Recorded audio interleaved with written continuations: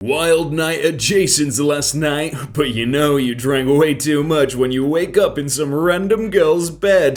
Oopsie. That's funny. Huh? What is? Well, because you were so drunk that an hour after you left, I messaged your mum on Facebook to make sure you were okay and home safe, and she said you were in bed. Uh-oh. Yeah, I was in bed. In a girl's bed. I told my mum where I was. Well, she said you came home and you were pretty out of it, so she had to put you to bed herself. Sorry to embarrass you over Facebook, but maybe don't make stuff up like that when you know how easily it is to get caught out, lol. Why did you even message my mum? Because I was worried about you. But hey, you were all tucked up with a girl, so I guess I had no reason to be, right? Hey everyone, my name is Jake and welcome to Murdered by Words, where we're going to be murdering people with words. There's no real murder. I've said this before. It's just big words, good replies. Enjoy. Raising minimum wage to $15 rewards lazy workers in dead-end jobs. Go to college, get a degree, and make real money. Teenagers working after school shouldn't make the same money as professionals. But by raising the minimum wage to $15, you as a professional can go to your employer and tell them you want a raise, or you'll just go find an easier job for the same money. Maybe you should have paid more attention while you were getting your degree.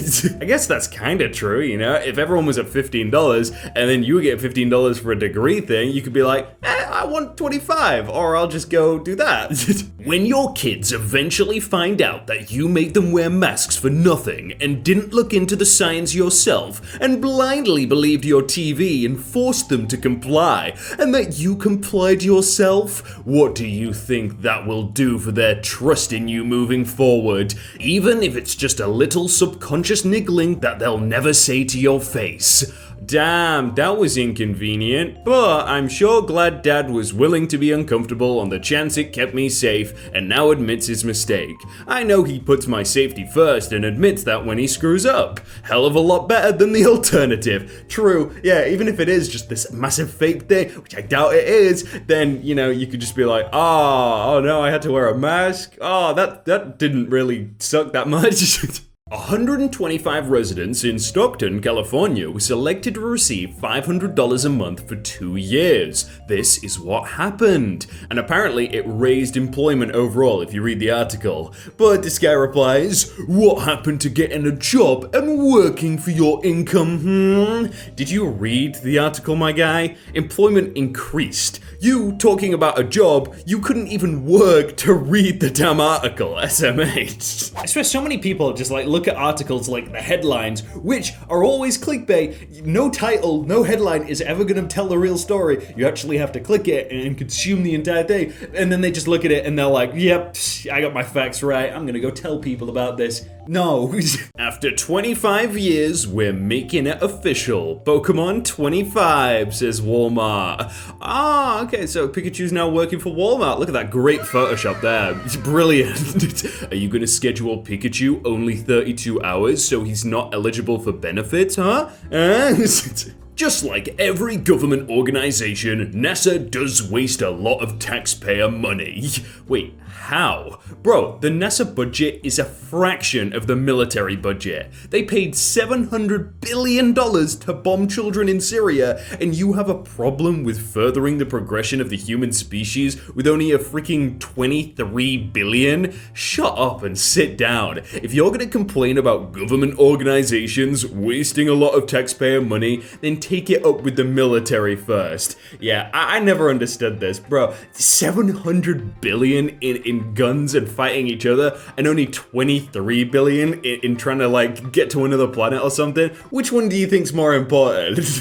This was in response to Texas government ending the mask mandate. Yep, masks are the cause of bacterial pneumonia. Yeah, and you're the cause of low education rates in America. Your point? The type of people that do that are like the full-grown adults that, before COVID even existed, needed to be told to wash their hands. You know, come on, you need to wash your hands, it's good for you. I ain't doing that, that's gay. That's what they say, that's gay, I'm not doing it. It's like, just Just clean, please. Huh, tell us all something I didn't say. And since you were a pharmacist, go read the package insert. The vial or the box. How many doses does it say it contains? 10, not 11, 10. So you peacocked all over yourself trying to prove me wrong, but I already said it. There weren't 11 doses in the vial, there were 10. The reporter was lied to or was wrong. And then a reply of a link to the PDF. Frozen liquid, no preservative, multi-dose vial, at least 10 doses / vial. Some syringe types may be able to draw up 11 full doses per vial, which is acceptable. Never combine vaccine for more than one vial to make a dose. Oh, it looks like he quoted you. Uh-oh. Oh, there's like beef going on with Soldier Boy and Randy Orton. It's the weirdest argument, but yeah. Randy Orton says, "You spitting facts? Seems like all you spitting is the same mess you rap about. Clear your throat, my dog, and be there. Enough talk, back it up." Cap Wrestler. If you really want Big Draco to pull up, say less. You gotta get the cap emoji, all the emojis there. And then a reply of, you got nothing to worry about. Randy Orton only kills legends. His nickname was the Legend Killer, right? There you go. I just don't understand why these two are arguing. Like, who started this and why? Unpopular opinion. You are spoiling your kid if you keep telling your kid he will become successful as an adult. Most people are going to work low-wage jobs for the rest of their life and struggle to pay for rent. Most people are going to end up losers. Statistically speaking, your kid is going to be a loser as well. Parents should just be honest instead of sheltering their kids from reality. You are not doing them any favors in the long run. That is a very unpopular opinion, alright. Hey, son. Yes, papa? You're going to be a freaking low-pay loser, statistically speaking, and you will never pay rent, and one day you will bury me in mummy. Got it, my future basement dweller? Thanks, Dad. I am now prepared for the outside world. Sometimes negative reinforcement can be good, taking away the bad things that prevent people from doing so. But, telling someone, you're nothing, you cannot do anything, it's probably going to make someone feel sucky about themselves. Probably not the best way to go about things, especially just because it's the real word. If you think about it, someone's got to be number one at something. Why can't you be that one, right? Think about it that way. Ian Brown says, "I will never sing to a crowd who must be vaccinated as a condition of attendance. Never, ever." Alright, that's up to Butlins though, surely. Okay, I'm gonna have to explain this because I feel like no one but English people will get this. Butlins is like a cheap holiday resort, and it's where all the washed up people go and sing. So I assume that's what they're getting at. I have no problem with wage increases, but I don't really believe you should be able to make house payments flipping burgers and bagging groceries. Those jobs are meant to be teens' first jobs to make some money and learn responsibilities, not create careers. I'm also curious that if minimum wage did get increased to $10 to $15, what would happen to those of us that are in positions that get paid $15 an hour? Would we see an equal raise? Doubt it. This is what bothers me.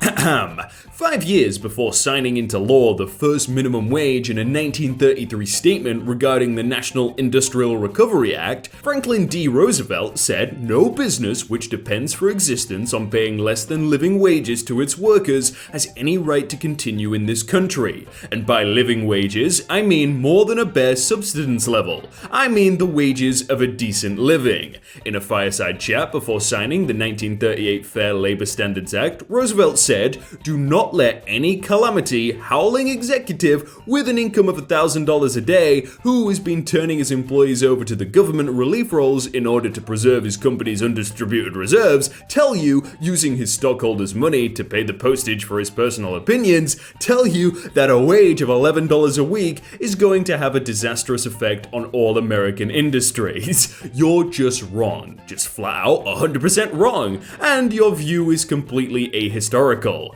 It was intended that someone flipping burgers and bagging groceries should be be able to afford a home. These jobs were never intended to be for teens. Also, if teens are doing real work, they deserve real wages. Do you have any idea how common burns are in the fast food industry? How many back industries there are from unloading trucks and stocking shelves at a grocery store? How about the sheer, unbridled psychological abuse heaped on retail workers by awful customers? Why is someone risking third-degree burns for a paycheck, often to help their family because their parents aren't earning enough, not deserving of an honest day's wage? Your view is bad, and it's factually just plain wrong. You should feel bad for putting forth the effort to actually type out this self-centered nonsense. Oh, that was a murder. Yeah, that was a murder by words. This review about PUBG. Not recommended. If the captain of the Titanic had 24 hours notice of the iceberg and intentionally steered into it, he would still have been better at his job than the developers of this game.